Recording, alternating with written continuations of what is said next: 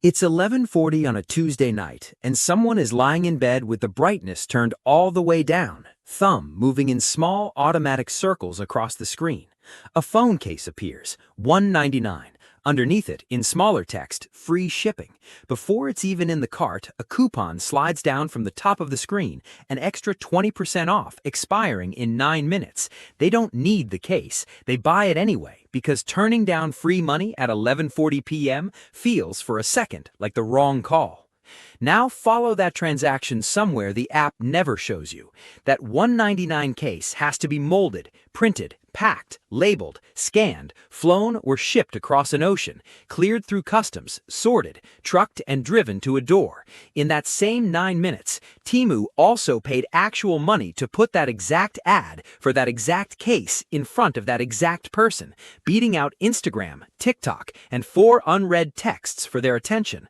Multiply that one purchase by the roughly 1 million similar purchases happening the same hour across dozens of countries, and you're looking at a company doing tens of billions of dollars a year through transactions that, on paper, barely seem to cover the cardboard.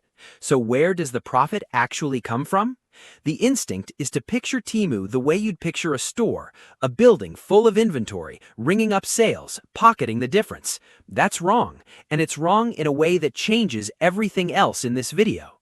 Temu doesn't own the phone case, it never touches it. Somewhere outside a mid-sized city in China, a factory with a dashboard open on a cracked tablet watches an order ping in, prints a label, and hands the box to a courier without ever building a website, hiring a marketing department, or learning the name of the person who bought it. Temu is the room where that manufacturer and that midnight shopper found each other. The room takes a cut. It's tempting to assume the cut explains the mystery. It doesn't, not on its own. Break the transaction into its real pieces: the payment, the goods, the platform share, the shipping, the payment processing, the promotional discount stacked on top, and something doesn't balance. Combined, those pieces cost more than the $1.99 that came in. Someone is covering the gap, and it isn't showing up on the receipt. But there's another person paying for this transaction. Go back to the manufacturer with the tablet. Ask why a factory would agree to sell a product for a fraction of what it could charge a local retailer. The honest answer is access. That factory can't afford to build an international storefront, run ads in 9 languages, or navigate customs law in 40 countries on its own. Temu already built all of that once and rents it out to millions of sellers at the same time. So the factory makes a trade, a thinner margin in exchange for volume it could never generate alone. Would you rather sell something for $10 to 100 people or $3 to a million? On Temu's backend, sellers effectively compete against each other to answer that question, quoting lower and lower prices for the same basic product, because the alternative is a production line sitting idle, losing money regardless. That single shift, collapsing factory, distributor, importer, wholesaler, and retailer down to just factory and app, removes genuine cost. It's most of the reason the sticker price can be this low. It still isn't the whole story, and shipping creates an even bigger problem. A product with almost no manufacturing cost is not a product with no shipping cost. Getting a 9-gram phone case from a factory floor to a bedroom on another continent involves fuel, customs paperwork, sorting facilities, and a delivery driver who gets paid the same whether the package is worth $2 or $200. For years, one quiet rule made this look free. A decades-old U.S. customs exemption let low-value packages enter the country without tariffs or formal inspection. That changed. Starting in May 2025, the U.S. eliminated the exemption for goods shipped from China, and by that August for goods from everywhere else. A line item that had never existed before started showing up at checkout, an import charge, in some cases large enough to nearly double what a shopper thought they were paying. If you've ordered from Temu in the last year, you've probably run into that line yourself. What did it actually add to your total, and did it change whether you finished the order? Before that change, though, the math worked because Temu wasn't thinking about that one package in isolation. It was willing to lose money moving a $29 item across the planet, the same way a casino comps a free drink, not because the drink is profitable, but because of what the person might do next. This is where Temu's billions in marketing suddenly make sense. In 2023, Temu bought its first Super Bowl commercial. By the next year, it had bought 5 slots around the broadcast, 3 during the game, 2 right after, reportedly paying somewhere close to $7 million for each 30-second spot, on top of $15 million in coupons and giveaways timed to the game. An animated shopper danced through a cart of items priced under $10, repeating one line, "Shop like a billionaire." That same year, Temu paired with NFL running back Christian McCaffrey to push coupon codes across social media in the days before kickoff. Reported marketing budgets for that year ran into billions of dollars, enough to make Temu the second largest advertiser on Facebook by the end of 2024, trailing only Amazon. Inside the app, the same instinct shows up in miniature. A spinning wheel offers a discount if you play it before a countdown hits 0. A banner nudges you to invite a friend for cash. By late 2023, people tracking app usage found the average user was spending about 23 minutes a week inside Temu, more than the average Amazon or Walmart shopper spent inside theirs. None of that is really about selling one phone case. It's about making sure this is the app still open at 11:40. There's a name for what all of that spending actually buys. A customer, not a sale. A person and the habit they might form. But there's a reason Temu can afford to lose money on some customers, and it isn't recklessness. Picture 4 numbers stacked on top of each other. Revenue is every dollar that comes in the door. Gross profit is what's left after paying for the product itself. Operating profit is what's left after paying staff, software, and warehouses. Net profit is what's left after absolutely everything, including the coupons, the Super Bowl spot, and Christian McCaffrey.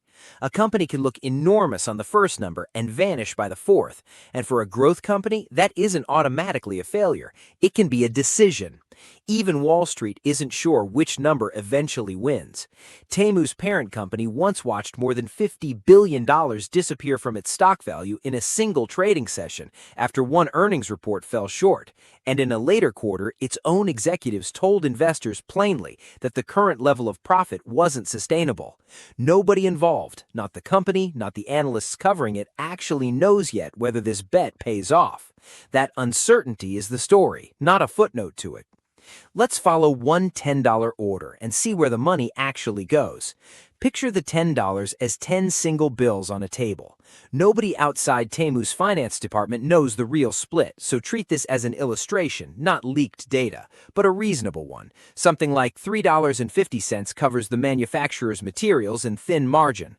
Another $3 or so covers international logistics, customs, and last-mile delivery, a slice that grew noticeably heavier after 2025. Roughly 70 cents disappears into payment processing, card fees, currency conversion, fraud protection. That leaves about $2.80, and that remainder is close to what Temu had already budgeted to spend just getting this specific person to tap buy in the first place. Add it up, and the company may clear next to nothing on this exact order, sometimes less than nothing. And this is where the entire business model becomes a bet.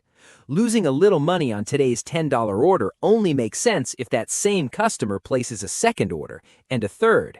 If a year from now they've spent $200 across dozens of small purchases, today's loss turns into an early investment instead of a mistake.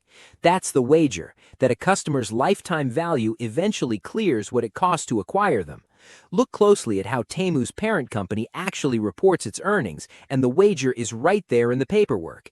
There's no line item called product sold. There are 2 categories: transaction services, the commissions, fees, and cut of every sale, and online marketing services, meaning the ads other sellers pay to run inside the app.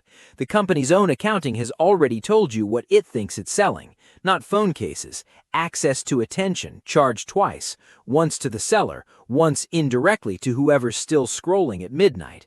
Which raises the obvious, uncomfortable question: what happens when the free money runs out? It already happened, and recently. When the U.S. shipping exemption ended in 2025, Temu didn't quietly absorb the cost. It told customers directly that rising costs meant prices were going up. It slashed its U.S. advertising almost overnight, and its ranking in the App Store fell right along with it.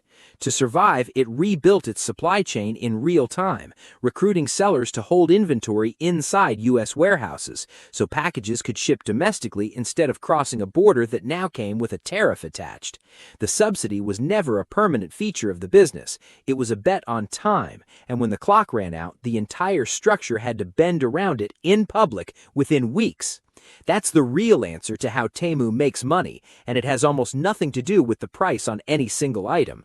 More buyers make the marketplace worth joining for more sellers. More sellers create more inventory, which makes the marketplace worth opening for more buyers. Neither side is really the customer. Both sides are the product, and every transaction between them is just a meter proving the machine still runs. None of it depends on one $1.99 phone case turning a profit. It depends on enough of those purchases turning into a second order, then a third, before the marketing budget runs dry. So picture that person again, still in bed, thumbs still moving, the countdown hits 0, the coupon disappears, they've already checked out. They don't know any of this, and they don't need to.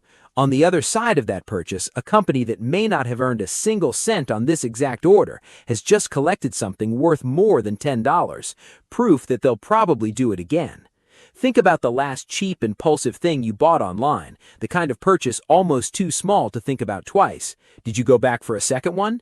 That one follow-up order is worth more to a company like this than the first 10 ever were. Say what it was in the comments and whether you're still buying.